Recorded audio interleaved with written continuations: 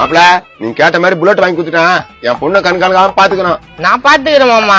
அப்பா இல்ல நான் உட்காந்துருது இடமே இல்ல. ஏய் நான் ஒரு ரவுண்டு போறேன், நீ ஒரு ரவுண்டு போ. மாப்பிள சொல்ற மாதிரி கேளுமா. சரிப்பா. மாப்பிள என் கண்ணியே உங்கள்கிட்ட ஒப்படைக்கிறேன். அது கண்காணிக்காம பாத்துக்க மாப்பிள. நான் வரேன். நாய் கண்ணு, நெறி கண்ணு, பூதங்கண்ணு, உங்களுக்கு எந்த கண்ணுமே படக்கூடாது. இந்தாம்மா. ஏய் அம்மா சொல்றதுலாம் கேட்டு நடந்துக்கணும். சரிங்க. வலது காலை எடுத்து வச்சு போமா. ஒரு மாசம் கழிச்சு. ஏங்க பவுடர் இல்ல, சோப்பு இல்ல, பேரலவ் இல்ல, போட்டுக்க மேக்கப் செட் கூட இல்ல. இப்ப அதெல்லாம் உனக்கு முக்கிய மாடிய. இப்ப அதெல்லாம் போட்டு நீ வெள்ளையாடியா? அத்தை என்ன இப்படி சொல்றீங்க? அப்பத்துல இருந்து நான் போட்டு பழகிட்டேன்.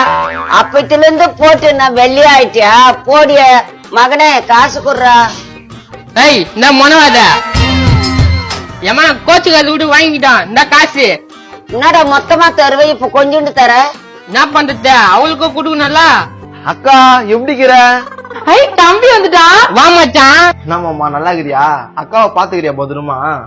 எந்த கோயிலாம் பாத்துங்க இருந்தா பாரு, உங்ககிட்ட இருந்து வந்த பிறகு நாள் சுத்தி எடுத்துக்குதா. எப்பவுமே விளையாட்டுதான். சரி சரி தம்பி வந்திருக்கான், கறியெல்லாம் எடுத்து போன காசு கொடுங்க. அக்கா நான் கேட்டு இருந்தேன்னா அது மாமா கிட்ட சொல்லி வாங்கி கொடுக்கா. ஆமாங்க டூருக்கு போறானா, ஒரு 5000 ரூபாய் கேட்டான்.